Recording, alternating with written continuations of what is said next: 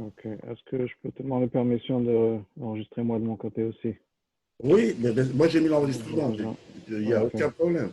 Il faut juste. Justement, je suis en train de me En tant que. préparer à me disputer avec ma conjointe, donc Ah bah, c'est je suis parfait. de retour avec. Ça te sent bien. On fera une démonstration et voilà. Alors, il faut que tu me donnes permission. J'ai besoin de ta permission pour pouvoir enregistrer de mon côté, comme ça je t'embête pas Non, non, pendant vas-y, il n'y a l'enregistrement. pas de problème, vas-y, tu peux y aller. Non, non, mais le système me demande permission du. Ah, Le système. Ouais, ouais. Ah ouais, non, C'est pas oui, seulement, c'est pas seulement de l'élégance en fait. ouais. en fait, Ok. là tu peux, voilà, là tu Bon, peux, t'es ok. animateur, là, donc il n'y a pas de Ah, problème. je suis l'animateur. Ok, si je suis l'animateur, c'est bon. Voilà, effectivement, je suis l'animateur. Ok, alors bonjour à tous et à toutes.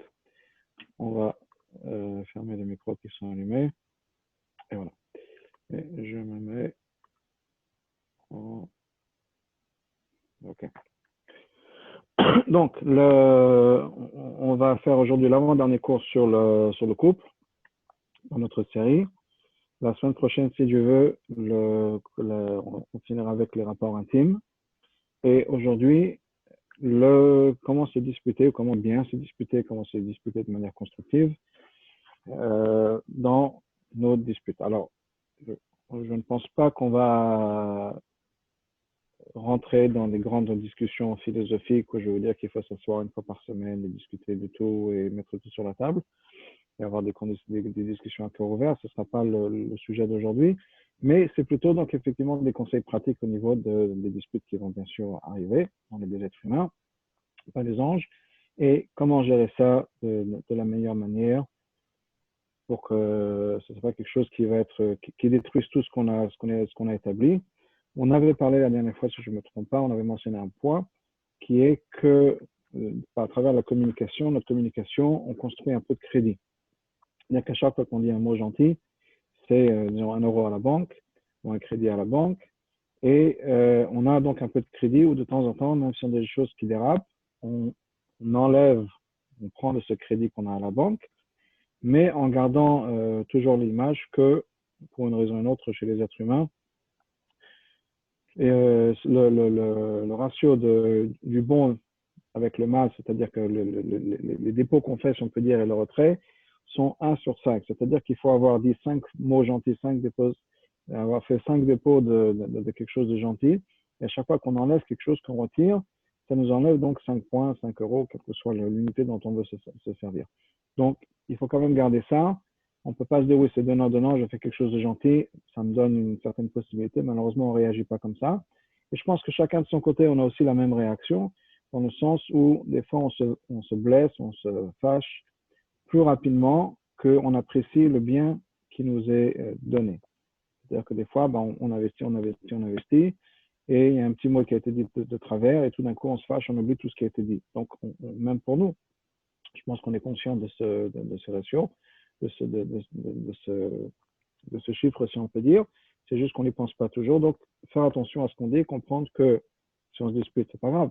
C'est pas la mer à boire et c'est pas la fin du monde et on a la manière de reconstruire, mais il faut quand même garder un certain équilibre à travers la relation, à travers la journée, à travers la semaine, à travers le mois, pour que on puisse gérer de manière plus ou moins positive les disputes qui vont arriver dans le couple. Un point important à mentionner, on va revenir à ça donc dans le contexte de notre relation, du contexte qu'on avait donné relation dans le couple, c'est que nous sommes une âme qui a été divisée en deux. Donc comme le Zohar nous dit, le mari et la femme ne font qu'une seule âme, chacun une demi-âme, et quand on se retrouve au moment du mariage, la cérémonie du mariage, la repas, c'est la réunion de ces deux moitiés d'âme. Pour l'instant, tout va bien. Le problème, c'est que les corps sont bien les nôtres.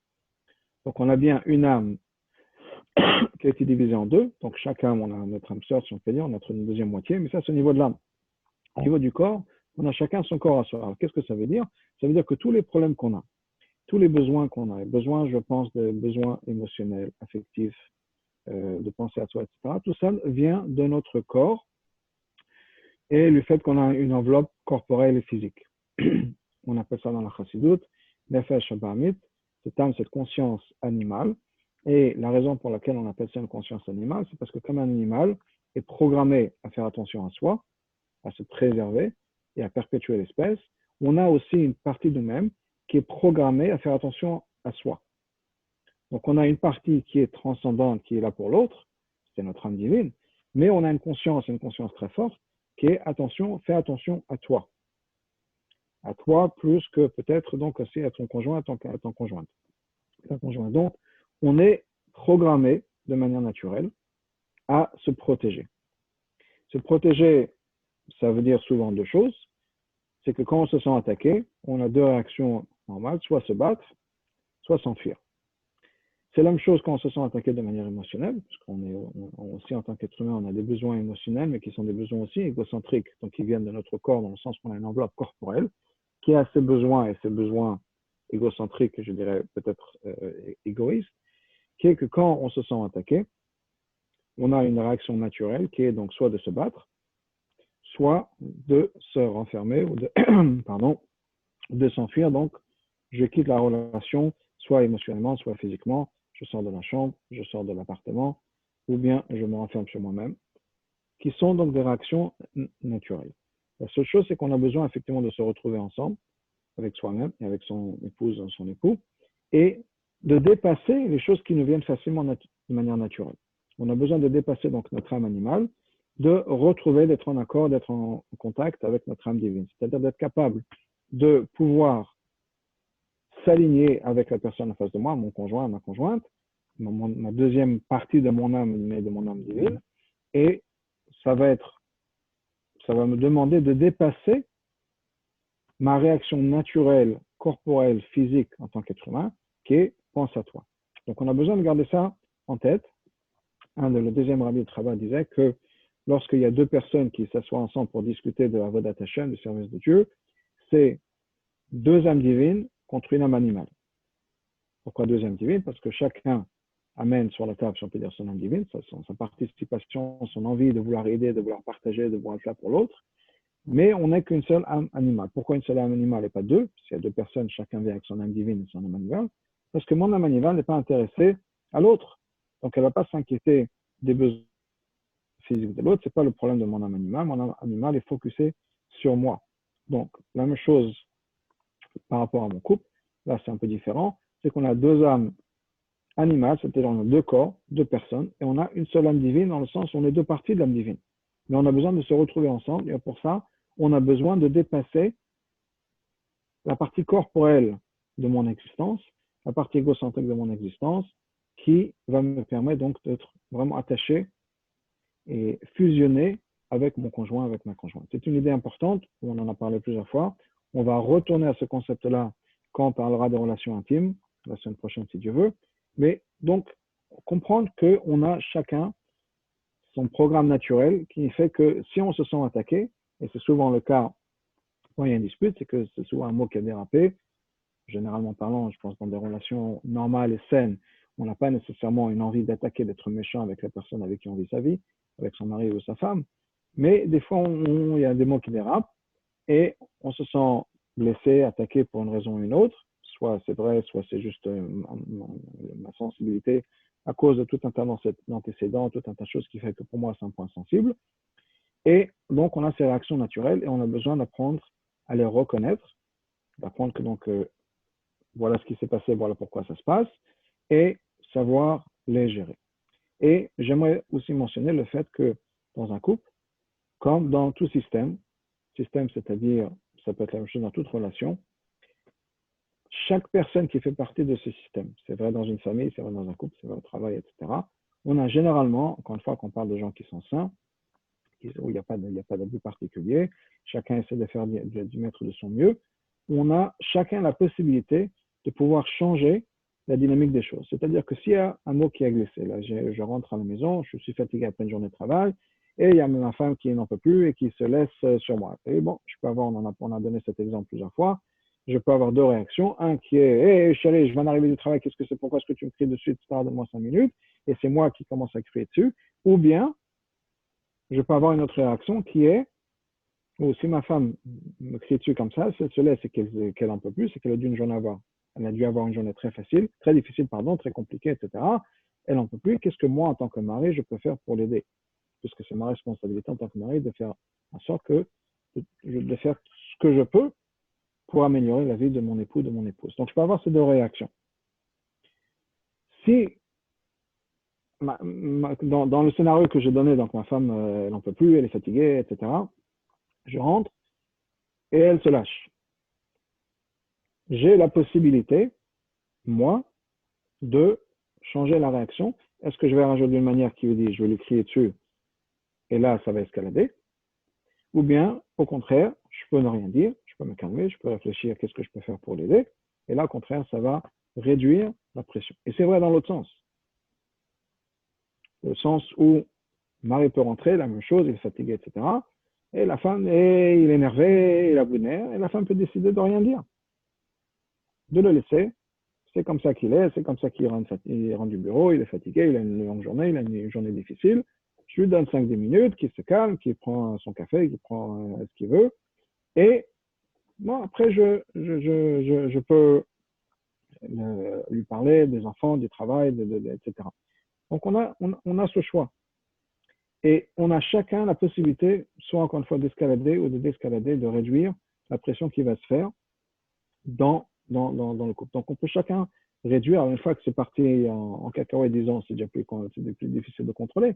Mais avant que ça dégénère, on a chacun des deux, on ne peut pas dire c'est l'autre, on a chacun la possibilité de contrôler la direction dans laquelle ça va aller. Donc, c'est un point important. On ne peut pas se sentir vulnérable et sans aucun pouvoir de changer la situation. On a tous la possibilité de changer la situation. Des fois, ça prend du temps. C'est-à-dire que ce n'est pas nécessairement des choses qui vont changer du jour au lendemain. Des fois, ça peut prendre un certain temps. Mais on peut tout chacun changer la situation. J'ai entendu une histoire c'est sympathique, mais bon, l'histoire, comme je l'ai entendu, elle part de la femme, mais ça peut marcher dans le sens inverse avec le mari, où il y a une femme qui va voir le rabbin en disant, Monsieur le rabbin, j'en peux plus, mon mari, à chaque fois qu'il rentre du travail, c'est la guerre.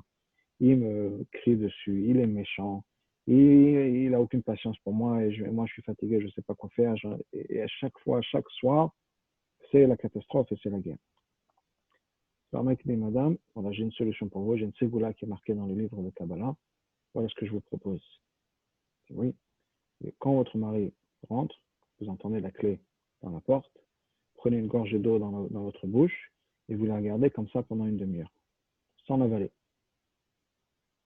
Elle dit, vous êtes sûr que ça va marcher? Elle dit, c'est garanti, c'est marqué dans les livres de Kabbalah.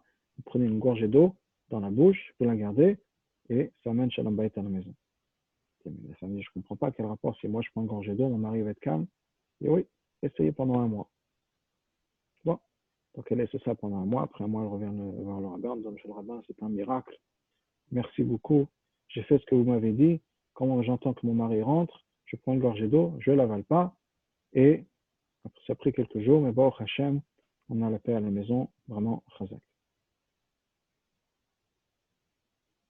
Le fait que quand son mari rentrait, elle ne pouvait pas parler parce qu'elle avait cette gorgée d'eau dans la bouche pendant une demi-heure. Elle lui a donné son calme pendant une demi-heure. Et tout allait bien.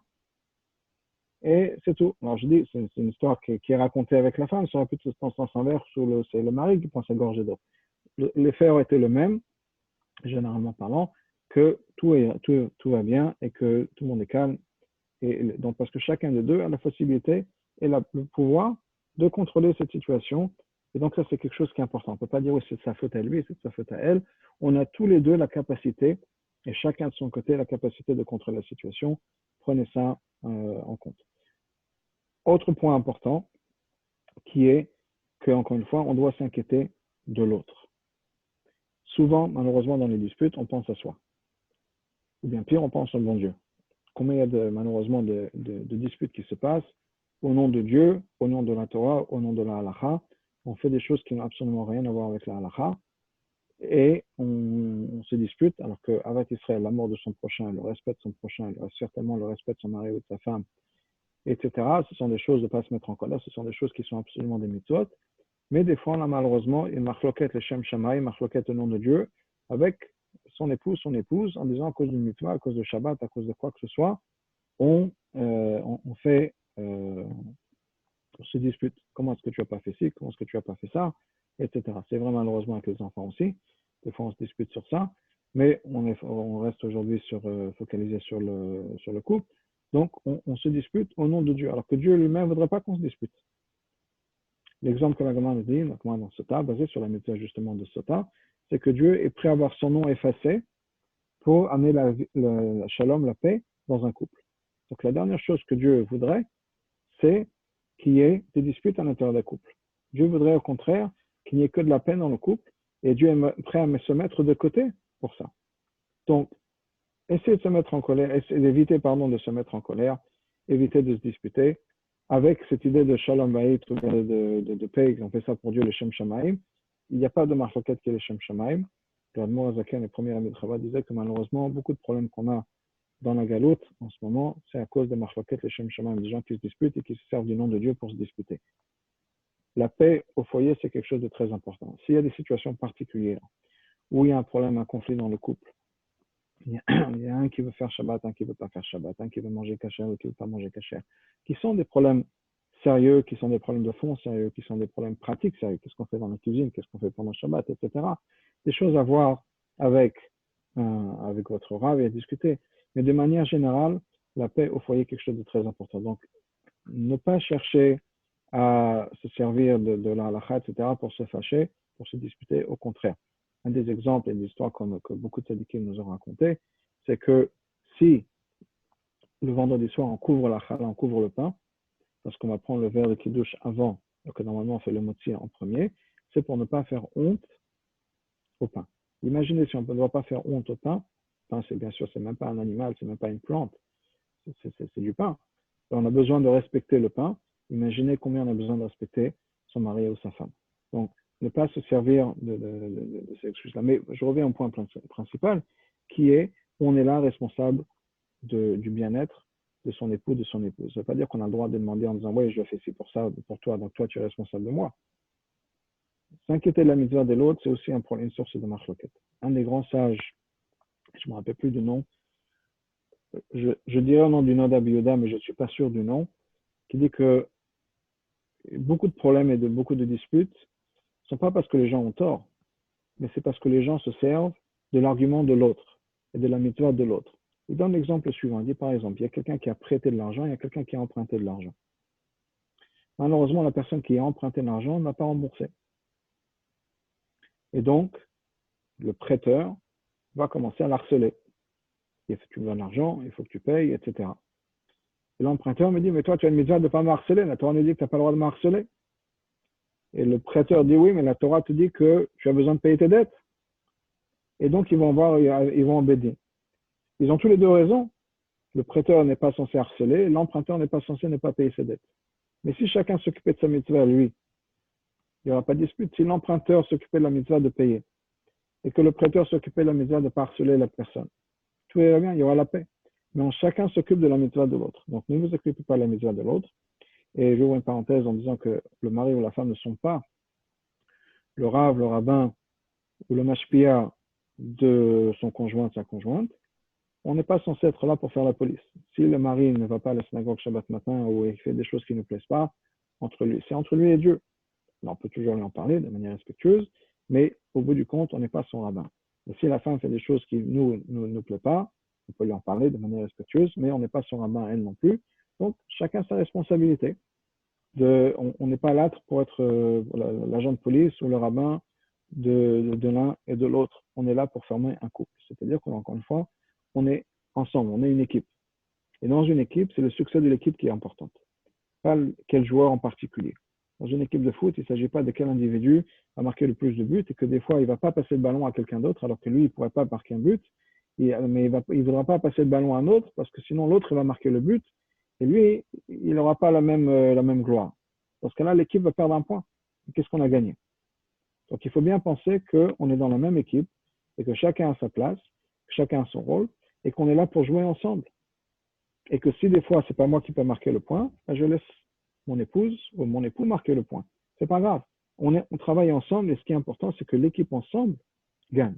Pas donner l'exemple de la personne qui fait un trou dans le bateau à sa place. On dit, ouais, c'est ma place à moi, j'ai payé pour ma place, j'ai le droit de faire ce que je veux. Oui, mais dans ce cas-là, on va tous couler. Alors, quel intérêt de se protéger, quel intérêt de faire attention à soi quand l'équipe, c'est-à-dire le couple, va se casser la figure? On a besoin de penser en termes d'équipe, en termes de couple, et pas juste moi, ce que moi j'ai besoin, etc. Et souvent, on nous dit que Maïm Apanim et Lapanim, quand nous on est là vraiment et on s'intéresse à l'autre, qu'est-ce que je peux faire pour aider l'autre, qu'est-ce que je peux faire pour être là pour l'autre, souvent, même si ce n'est pas le but, on retrouve ça, on a la même réaction, c'est-à-dire que la personne en face de nous veut aussi être gentille avec nous. C'est souvent ce qui est fait.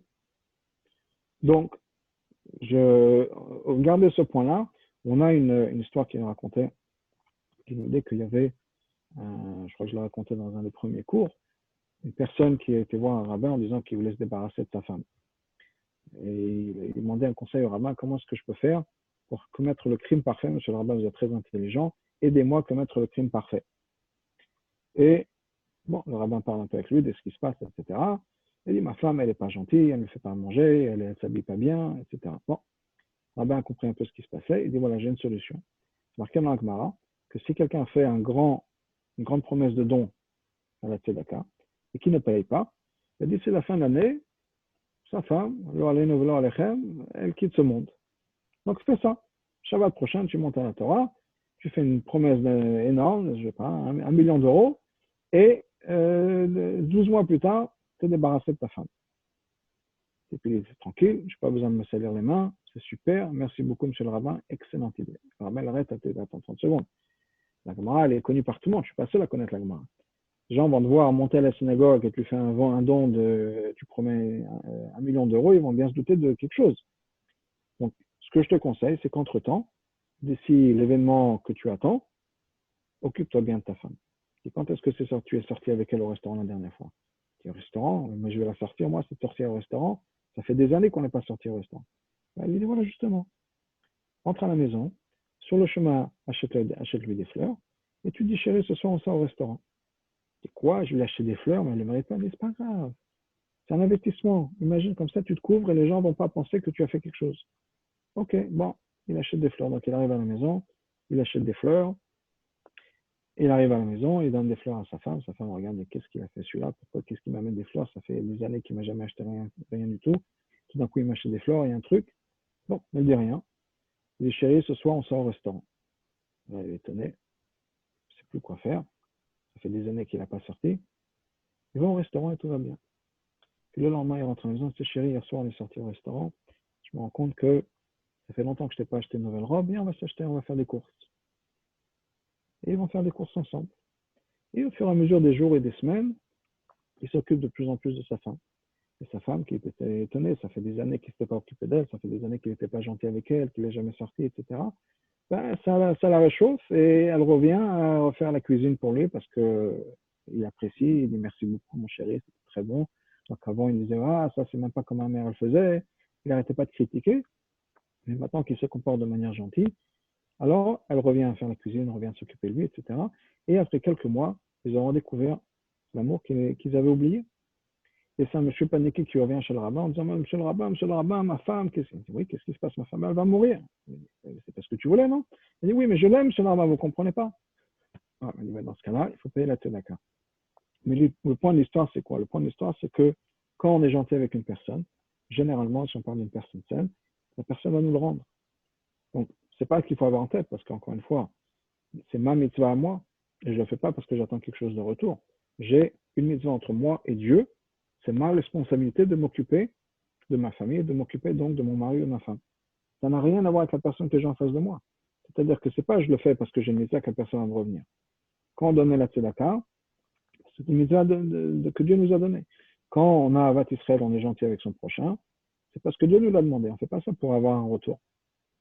Quand on met les tefillin ou qu'on fait Shabbat, on ne fait pas nécessairement ça pour un retour, on fait ça parce que Dieu nous l'a demandé. C'est la même chose Shalom Bayit, c'est-à-dire que quand on fait quelque chose pour son mari et pour sa femme, c'est une mission entre Dieu et moi. Alors si j'ai un retour, c'est super.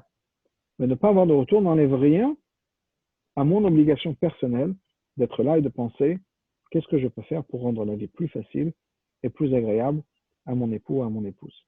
Ça, c'est mon obligation en tant que mari, en tant que femme, d'être là pour eux. Et encore une fois, ça ne veut pas dire que je peux demander l'autre l'inverse. C'est que je ne peux pas dire à mon mari ou à ma femme, ouais, je fais ci et ci, ça pour toi, et toi, tu es obligé de t'occuper de moi, tu ne le fais pas. Ça, c'est entre lui et Dieu. S'il y a de l'abus ou d'autres choses, c'est une question différente. Je ne parle pas de ça. Je parle de quand il n'y a pas d'abus, c'est juste des difficultés régulière et normale, si on peut dire, qui se trouve à l'intérieur d'un couple. Donc il y a cet autre point important, encore une fois, de penser pas en tant que soi, qu'est-ce que moi je vais gagner de cette relation, qu'est-ce que je peux sortir de là, etc. Mais penser en tant que couple, en tant qu'équipe, qu'unité, et d'être là l'un pour l'autre, de bien comprendre que le succès de mon couple, le succès de mon époux, de mon épouse, le bonheur de mon époux, de mon épouse, c'est mon bonheur à moi. Parce que c'est mon obligation par rapport à Dieu, c'est ce que je suis censé faire, c'est ce qu'on a dit, la chose qui est menschlich, c'est la chose à faire, ce qui vient, c'est d'être là pour l'autre, et donc c'est important d'avoir ça en tête. Alors, quelques points que je vais mentionner, je n'ai pas un ordre particulier, c'est des notes que j'ai mises par écrit. Donc, la première chose à faire, à comprendre, c'est quand donc, il y a des disputes qui arrivent, et ça va arriver, de ne pas dire des choses pour faire du mal à l'autre. Souvent, on dit des mots méchants. Les mots méchants n'ont pas leur place. Les mots grossiers n'ont pas leur place. Bien sûr, les mains sont certainement pas leur place. Ça, je n'ai même pas besoin d'en parler. On n'a pas le droit de lever la main sur qui que ce soit. Même pas ses enfants, une fois qu'ils sont grands, après l'âge de bar mitzvah, bat mitzvah. Donc, ça, c'est bien sûr hors de question. Il n'y a pas d'excuse pour ça. Mais ce que je dis, c'est des mots méchants. Mais je ne vais pas prononcer ces mots, mais tu es comme ci, et tu es comme ça. Et non, pas de mots méchants, pas d'essayer de faire des choses juste pour être méchant avec une personne. Il faut essayer de contrôler ça.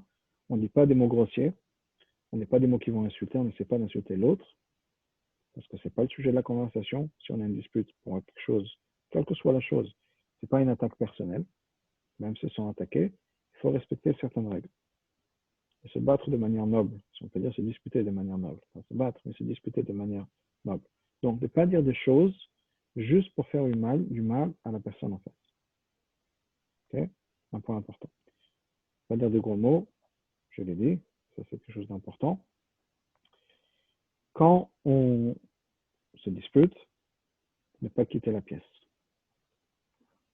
On est là, l'un pour l'autre, et on n'abandonne pas le navire. Parce que tant qu'il n'y a personne en face de moi qui a quelque chose à dire, je suis là pour lui ou pour elle.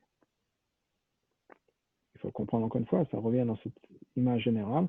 Je suis là pour mon époux, je suis là pour mon épouse. Et ça veut aussi inclure être là pour elle et pour lui et répondre à ce qui a besoin d'être répondu. Il y a une histoire, une anecdote fascinante d'un des sages de la Gemara. Et ses élèves, une fois, l'ont vu se disputer avec sa femme, et sa femme qui est dessus, etc. Et le mari, ce sage de la Gemara, qui lui répondait. Et ses élèves étaient très étonnés. Donc, un peu plus tard, ils l'ont demandé. Ils ont dit, mais monsieur le rabbin, vous avez appris toujours qu'il faut être calme, posé, etc. Comment est-ce que vous disputez avec votre femme comme ça? Il dit, je fais ça pour elle.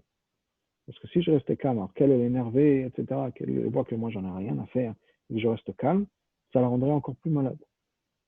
Elle penserait que je ne pense pas à elle, que je ne m'inquiète pas, que j'en ai rien à faire de ce qui la dérange. Et ce n'est pas vrai.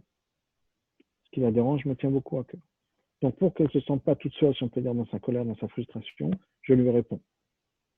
Mais je fais ça par amour pour elle. Donc, c'est important de comprendre qu'on a besoin d'être là, d'être engagé de manière gentille, pas de manière méchante, mais on ne peut pas sortir de la pièce. Tant qu'on est là, on est là. Jusqu'à que ce soit fini, si on peut dire. Et un autre point important est de ne pas ramener le passé. Okay? Souvent, quand on se dispute, il y a tous les dossiers qui ressortent. Et ta mère, et ton père, et voilà ce qui s'est passé la semaine dernière, et voilà ce que tu m'as fait il y a 2 ans. Et ceux qui sont mariés pendant longtemps ont des histoires de 30, 20, 30, 40, 50, 60 ans à se raconter. Il y a les dossiers qui sortent. Hors de question. On est en train de se disputer pour un truc bien spécifique. Tu as coupé les carottes pas comme il fallait. On se dispute sur ça. Rien d'autre. On ne ramène pas les histoires, les vieux dossiers, les copains et les copines d'avant. Rien. On reste focalisé sur le point sur lequel on se dispute. Il faut se contrôler. Et on a besoin de se contrôler. Mais important de garder ça en tête. Et comme je disais tout à l'heure, pas d'attaque personnelle. Ouais, de toute façon, toi, c'était feignant. De toute façon, toi, tu es une sorcière. Il ne s'agit pas de toi et de moi. Si tu as coupé les carottes pas comme il faut, ben, on va parler des carottes et comment couper les carottes. C'est tout. Pas toi, pas moi. Surtout pas déraper dans le jugement de la personne. De toute façon, tu n'en as rien à faire. De toute façon, tu n'es jamais là. De toute façon, tu t'inquiètes pas de moi. De toute façon, tu m'aimes pas. De toute façon, tu fais ça exprès pour m'énerver. Non, on ne parle pas de jugement de la personne. On reste sur les faits et on parle des faits. De manière générale, je crois qu'on avait dit ça la semaine dernière aussi quand on parlait de la communication. S'il y a des faits, n'introduisons pas nos raisons ou deux raisons dans les faits. Si un monsieur a fait ci et ça, on ne va pas dire oui, il a fait parce que. Il sait très bien qu'il a fait exprès. On ne sait pas ça, on n'est pas dans la tête des autres. Les faits se sont passés, c'est vrai. L'interprétation de faits, on laisse ça à Yosef Hatzadik d'expliquer les rêves, d'expliquer des choses. Ce n'est pas pour nous d'interpréter, c'est Hachem qui juge. On va donner les meilleures excuses aux personnes et les meilleures raisons des personnes. On va donner le Chavsrout, parce qu'après tout, c'est mon mari et c'est ma femme. Et je ne tolérerai jamais que quelqu'un, un étranger, soit méchant avec mon mari et avec ma femme. Ben, il n'y a pas de raison que ce soit moi qui le fasse, qu'il soit méchant avec lui ou avec elle. Donc, on reste sur les faits. Pas d'attaque personnelle, pas de jugement personnel. Tu as fait ci parce que, tu sais très bien que. Non, tu as coupé les carottes de travers, tu n'as pas fermé la porte comme il fallait, tu as oublié ça au magasin, tu as acheté la mauvaise marque de lait. Très bien, on s'arrête là. Et même si ça fait 1000 fois qu'on lui a dit qu'il fallait acheter l'autre marque de lait, et passer là ou n'importe quoi, c'est pas grave. On reste sur ça. Comprenez aussi, en parlant de ce genre de choses, qu'on n'est pas obligé de dire tout et de se plaindre pour tout. Je reviens à la gorgée d'eau que j'avais mentionné tout à l'heure. Mais on n'a pas le droit de mentir. C'est vrai. Ça ne veut pas dire qu'il faut raconter et dire toutes les vérités. Donc, comprenez bien que même si mon mari ou ma femme a fait des choses qui ne me conviennent pas, ok, ça arrive. Chacun dans son couple a ses histoires, chacun dans son truc a les petits trucs qui l'énervent ou qui l'énervent pas. Ben, c'est comme ça. Et il faut apprendre à l'accepter en disant c'est comme ça que mon mari est, c'est comme ça que ma femme est. Elle va jamais remettre la brosse à dents là où il faut. Il va jamais appuyer les dentifrices comme il faut. Et à chaque fois, il achète les mauvais trucs quand je l'envoie faire les courses. Ok. Alors on le sait. Donc si on l'envoie acheter du lait ou des couches ou n'importe quoi qui revient avec la mauvaise marque, on savait très bien que ça m'arrivait. Donc on peut rigoler en disant voilà, je savais. On n'a même pas besoin de me faire la remarque.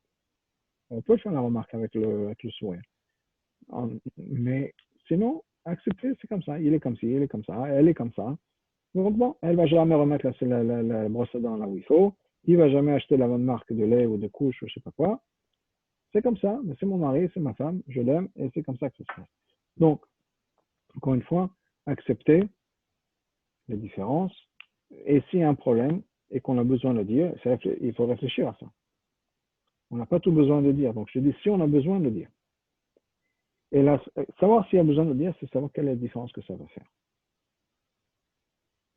Est-ce que ça va vraiment faire une différence dans notre relation, dans le couple ou pas? Si au lieu d'acheter une marque de couche, il achète l'autre marque de couche, et que je lui fais la remarque, qu'est-ce qui va changer? Ça fait 10 ans que je lui dis d'acheter l'autre marque, et il ne le fait jamais. Alors je laisse tomber. Soit je l'envoie, soit je ne l'envoie pas, soit je lui dis la marque, je lui dis pas, mais s'il ne le fait pas, j'accepte. C'est pas grave. Donc, gardez en tête, est-ce que ça va servir à quelque chose que je veux dire? Mais c'est juste pour me soulager.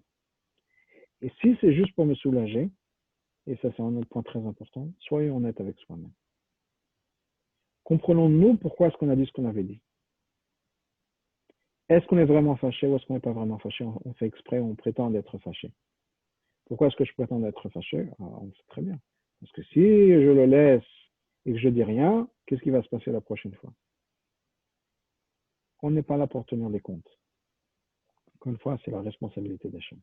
Je suis là pour être là avec mon conjoint, ma conjointe, pour bâtir un couple. Je ne suis pas son comptable, je ne suis pas son rabbin. Ce n'est pas à moi de tenir les comptes des mitzvot et des avérotes qu'il fait. Au contraire. Si je peux être là pour lui ou pour elle, c'est la meilleure chose que je puisse faire. Donc, si je ne me suis pas vraiment fâché, pourquoi prétendre d'être fâché? Si je me suis fâché un petit peu, pourquoi est-ce que j'ai besoin de me monter les nerfs? Ça sert à rien. Oui, parce que la prochaine fois, si je dis rien, la prochaine fois, elle va penser que c'est OK. La prochaine fois, elle va penser que c'est OK. Ou bien, j'ai déjà avalé la dernière fois, combien est-ce que je vais prendre sur moi? Pourquoi pas? Ça ne me dérange pas vraiment, pas profondément. Alors, on laisse. Et c'est mieux de laisser de toute façon, pour 99% des choses. Il y a quelque chose d'important peut-être, mais quelque chose qui me dérange. Et à l'occasion, on pourra en parler. Rarement le moment de faire passer un message au moment d'une dispute. La manière dont on peut faire un changement dans notre couple, dans les choses qui nous embêtent, etc., c'est souvent quand on est calme et quand il y a un besoin particulier. C'est-à-dire qu'on est dans une situation particulière et qu'on peut faire passer le message. Mais généralement, c'est jamais au milieu d'une dispute. Il n'y a pas de message qui passe, on est chacun sur nos grands chevaux et on n'est pas prêt à écouter l'autre, généralement parlant, ou bien si on est, ça demande beaucoup de travail. Donc, ça ne sert à rien d'essayer de faire passer des messages, ça ne sert à rien d'essayer de faire ce genre de choses. On n'est pas là pour ça. On n'est pas là pour ça. On est là donc pour essayer de faire passer des messages positifs et pas pour se disputer. Autre point important, quand je disais qu'il faut donc être honnête avec soi-même, pas attendre d'être fâché ou autre chose. On a besoin d'être honnête avec soi-même. Et oui. Et si on est donc si on n'est pas fâché, de ne pas prétendre être fâché, si on est fâché, et de laisser passer. En général, de pas exagérer les problèmes et de ne pas non plus calculer, compter combien de fois on a dit ci, combien de fois on a fait ça, etc. Juste une question d'ordinateur. Voilà. Donc, autre point important, qui est, si possible, d'être à l'écoute de son conjoint. C'est difficile. Quand on se sent attaqué, quand on est au milieu d'une conversation, quand on est au milieu d'une dispute, c'est très difficile d'être à l'écoute. Mais essayez au maximum d'être à l'écoute. À l'écoute, ça veut dire quoi? À l'écoute, ça veut dire qu'est-ce qui vous dérange vraiment, qu'est-ce qui se passe derrière. Pas juste les faits. Et pourquoi est-ce que les faits dérangent mon mari ou ma femme? On n'a pas besoin de résoudre ça tout de suite, maintenant, mais des fois, c'est important juste d'avoir cette démarche, cette approche. C'est-à-dire d'écouter son mari, sa femme, et d'essayer de comprendre, au-delà des mots qui sont dits, qu'est-ce qui est vraiment le problème. Parce que quand ma femme elle me dit « Ouais, de toute façon, t'es qu'un feignant, et tu fais jamais rien à la maison, et tu sais même pas couper les carottes comme il faut, mais à chaque fois tu m'achètes tes mauvaises couches. » Est-ce que c'est vraiment ça le problème? Ou bien le problème derrière, c'est que ma femme se sent toute seule, c'est elle qui doit tout gérer, et qu'elle pense que j'en ai rien à faire de tout ce qui se passe à la maison, etc. Et d'être à l'écoute de ça. Donc, de dépasser la situation dans laquelle je me sens attaqué, encore une fois, changer ça dans ma tête en me disant, OK, il y a un problème ici. Et clairement, ce n'est pas le fait que j'ai fait ci et ça. Alors, peut-être que j'ai besoin de réfléchir à moi. Peut-être qu'effectivement, je ne fais pas attention à ma femme ou à mon mari. Et qu'effectivement, ça fait 10 ans qu'elle me dit la même chose et que je ne peux pas. C'est un problème. Essayez d'être vraiment à l'écoute. Écoutez vraiment le message. Je disais tout à l'heure, et maintenant je le prends dans le sens inverse. Les conversations, et ça c'est pour la personne qui essaie de faire passer un message. C'est difficile de faire passer ce message quand on est au milieu d'une dispute. Ce n'est pas le meilleur moment. Le meilleur moment, c'est quand on peut avoir une conversation calme. Mais de l'autre côté, la personne qui reçoit ça au milieu d'une dispute, si possible, essayez d'abord d'être calme, puisqu'on a dit que quand on est calme, ça peut un peu calmer les esprits. Deuxièmement, d'être à l'écoute du message, du vrai message. Qu'est-ce qui dérange vraiment ma femme ou mon mari? Peut-être soit sur le champ, peut-être plutôt un autre moment, avoir une conversation qui est, chérie, tout à l'heure on s'est disputé, c'est toujours bien de répéter dans ces mots à soi quand on a une conversation, pour être sûr qu'on se comprend bien. Voilà ce que j'ai compris de cette histoire, de cette dispute. Est-ce que j'ai raison? Est-ce que j'ai tort? Comment est-ce que je peux arranger ça, etc. C'est plus facile d'avoir une conversation quand tout va bien que quand on est au milieu d'une dispute, qu'on est tout énervé. Donc, essayez de capter le message que la personne en face nous envoie, la frustration qui explose, le problème qui explose, etc. Des fois, il y a des choses qu'on peut changer, des fois, des choses qu'on a besoin d'accepter. Si mon mari ou ma femme se vexe à chaque fois qu'on dit quelque chose de particulier, c'est un bouton, si on peut dire, qu'il ne faut pas pousser, pour X raisons, alors on essaie d'éviter. Et si on n'a pas évité, qu'on n'a pas fait attention et qu'on a poussé le bouton qu'il ne fallait pas pousser, reconnaître un peu plus tard en disant je m'excuse, j'aurais pas dû faire ça, j'aurais pas dû dire ça, je sais que c'est un sujet sensible, même pas besoin de dire ça, et c'est tout. Et faire des efforts la fois d'après. Mais, encore une fois, d'être honnête avec soi-même dans les deux sens et d'être ouvert à l'écoute de l'autre. Ce sont des choses qui sont extrêmement importantes.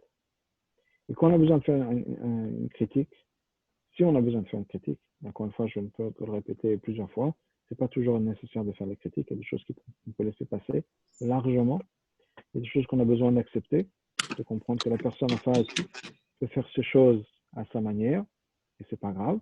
Si mon mari ou ma femme fait ces choses à sa manière, et que si ma femme fait des salades qui ne sont pas exactement comme celles de ma maman, eh ben c'est pas grave. Il y a celle de ma maman. Quand je vais chez maman, j'ai la salade à elle. Et quand je suis à la maison, j'ai la salade de ma femme. On n'a pas besoin de comparer, on n'a pas besoin d'attendre autre chose. Donc, d'accepter que mon mari ou ma femme fasse les choses à sa manière. Mais si pour une raison ou une autre, on a besoin de critiquer, la meilleure approche généralement est que la fois il y a quelque chose de bien qui se passe, à ce moment-là, de le remarquer. C'est-à-dire, ma femme, mon mari, je l'ai envoyé 10 fois acheter des couches, et 9 fois sur 10, il a acheté la mauvaise marque. Mais une fois, il a acheté la bonne. Là, on dit, ah, super chérie, merci beaucoup, ça me fait plaisir que tu aies acheté la bonne marque. Il a acheté des fleurs et à chaque fois, c'est les mauvaises fleurs, c'est pas les fleurs que vous aimez, c'est pas la couleur qu'il vous faut, etc. Mais une fois, par hasard, il s'avère qu'il a acheté les bonnes fleurs. Ou bien même, il a acheté un bouquet de fleurs et il y en a une qui est la bonne. Mais chérie, j'aime quand tu m'achètes des pâquerettes, j'aime quand tu m'achètes des roses oranges, j'aime quand tu m'achètes des tournesols. Ça va rester. Au lieu de dire, d'essayer de comprendre pourquoi il y a quelque chose qui n'a pas marché, il sait très bien, voilà, ma femme aime les tournesols, j'ai acheté des tournesols, ça me fait plaisir. Bon, à partir de maintenant, il sait ce qui marche, il sait ce qu'il faut. Donc, c'est toujours mieux de remarquer, pas seulement de critiquer, mais si on veut créer un changement, c'est toujours mieux de remarquer le positif. C'est vrai, encore une fois, dans toutes les relations, soit au travail, soit en temps de couple, avec les enfants, etc., que si les enfants font des bêtises, il y a des choses qui sont normales, parce que les enfants à un certain âge font certaines choses. Ce n'est pas nos enfants à nous. Mais on a besoin, donc, c'est mieux si on veut créer un changement, de remarquer le positif. Donc, si une fois sur 10, mon enfant a fait ce que je lui ai demandé, on peut mettre le point en disant, chérie, je suis très fier de toi, tu as fait ce que je te demandais aujourd'hui, tu as fait ci et ça, super. Plus on est détaillé, mieux c'est, parce que les enfants savent exactement, les enfants, les maris, la femme, la personne avec qui on travaille, savent exactement pourquoi on est content aujourd'hui. Pas juste, ah, je suis content aujourd'hui, tu m'as fait plaisir. Qu'est-ce que j'ai changé aujourd'hui? Qu'est-ce qui a été différent? Peut-être que la personne qui l'a fait n'a pas fait attention, n'a pas remarqué. Donc, si on est spécifique en disant, voilà ce que tu as fait aujourd'hui qui m'a fait plaisir, la personne le saura dans le futur. Donc, ne pas imaginer qu'on sait automatiquement ce que la personne en face a dans la tête. C'est certainement pas vrai pour que les hommes comprennent les femmes. Donc, les femmes ont besoin d'être claires dans leurs attentes et pas de penser à quelque chose dans la tête en disant, oui, s'il m'aimait, il aurait su ce que je pense. Il m'aurait compris. Non, pas nécessairement. Les hommes n'ont pas ce sixième sens, en tout cas pas aussi développé que les femmes, et ils peuvent vous aimer beaucoup sans savoir ce que vous avez en tête. Donc, ne vous fâchez pas avec lui s'il n'a pas fait ce que vous avez pensé. Comment est-ce qu'il va le savoir? Dans le sens inverse aussi. Ne soyez pas fâché si votre femme n'a pas deviné ce que vous voulez, etc. Donc, je reviens à ce que je disais. Si on a besoin de faire passer un message, c'est toujours mieux de faire passer dans le positif, de remarquer le positif et de construire ce sens. Le négatif, en général, on peut le mettre de côté. Encore une fois, il y a des choses qui sont importantes, des choses qui sont urgentes, des choses qui sont vitales. On a besoin de mentionner. Mais généralement parlant, si on peut éviter, et je pense que dans beaucoup de cas de disputes, etc., on peut éviter, c'est mieux d'éviter. Et quand il y a quelque chose de positif, même s'il y a 9 fois sur 10 qu'il y a un truc qui vous énerve, mais une fois sur 10, par hasard, par erreur, il a fait ce qu'il fallait, c'est à ce moment-là qu'il faut mettre l'accent sur ça et dire, ah, merci d'avoir fait, c'est comme ça. J'apprécie beaucoup quand tu l'as fait, j'apprécie quand tu m'écoutes, j'apprécie quand tu fais ci. Quelle que soit la situation, ça me fait plaisir, j'apprécie ce que tu me dis. Et là, on va se rappeler, on saura quoi faire dans le futur. Bien sûr, il y a des différences au niveau de communication entre hommes et femmes. Il faut bien comprendre ça. Les femmes ont besoin de s'exprimer n'attendez pas, mesdames, que votre mari comprenne nécessairement ce que vous avez en tête. C'est pas toujours le cas. Donc, il faut bien le comprendre. Il faut s'exprimer. Et messieurs, essayez de faire des efforts aussi. Et ne vous fâchez pas toujours. Si votre femme a du mal à communiquer, c'est comme ça. Et d'autre côté, mesdames non plus, n'attendez pas à ce que votre mari parle beaucoup. C'est rarement le cas. Et il faut des fois leur tirer les verres du nez. Ce qui m'amène au dernier point pour aujourd'hui. Et un point important aussi. Beaucoup de choses qui sont des frustrations dans le mariage sont des choses qui n'ont rien à voir avec le mari et la femme. Ce sont des choses qui sont hommes et femmes. C'est-à-dire des choses qui sont typiquement masculines, des choses qui sont typiquement féminines. Ça n'a rien à voir avec ma femme ou mon mari. Les femmes sont comme ça souvent et les hommes sont comme ça souvent. Donc nous, on se frustre parce qu'on a la personne en face de nous. Et on pense que si mon mari fait des choses, c'est qu'il est comme ça et qu'il n'est pas comme il faut et qu'il est tordu, etc. Ou bien la même chose avec ma femme. Non. Les hommes sont comme ci, et les femmes sont comme ça. Donc on a besoin de comprendre. Comment est-ce que pour comprendre ça? Alors, pour moi, une des sources d'information, c'est les blagues. S'il y a quelque chose sur lequel on fait une blague, que ce soit des blagues sur les hommes, des blagues sur les femmes, sur le mariage, c'est que certainement, il y a des millions de personnes qui vivent la même chose que moi. Donc, le sens de l'humour, c'est toujours une bonne chose. Il ne faut pas trop se prendre au sérieux. C'est excellent. Je ne peux que le recommander. Mais au-delà de ça, les blagues sont une source d'information. On peut me dire, OK, si un truc qui circule et que tout le monde n'arrête pas de faire passer sur Facebook, sur WhatsApp, sur ce que vous voulez, c'est que certainement, il y a des millions de personnes comme ça. Et moi qui pensais que j'étais tout seul parce que je suis tombé sur la folle, mais je suis tombé sur le fou, je me rends compte que des millions de personnes sont les mêmes et ça peut me rassurer. Donc, prenez ça à cœur. Si vous voyez des blagues sur le mariage, sur les maris, sur les femmes, comprenez bien que c'est parce que vous n'êtes pas le seul ou la seule à être tombé sur l'incongru, mais que beaucoup de personnes vivent la même situation et ça devrait vous rassurer par rapport à ce que vous vivez. Voilà. S'il y a des questions, je pense avoir fini ce que je voulais dire. Oui, y a-t-il une question, s'il vous plaît? Les micros sont ouverts. Hein? Les micros sont ouverts. Allô? Oui, bonsoir. Allô, allô? Oui, on vous entend.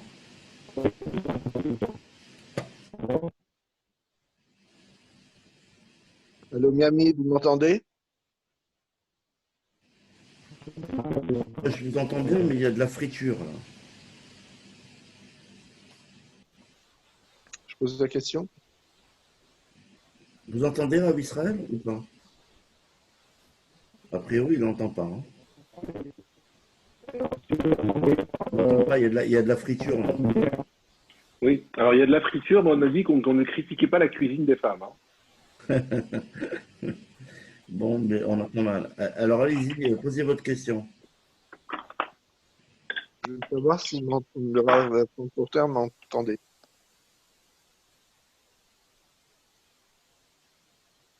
Bon.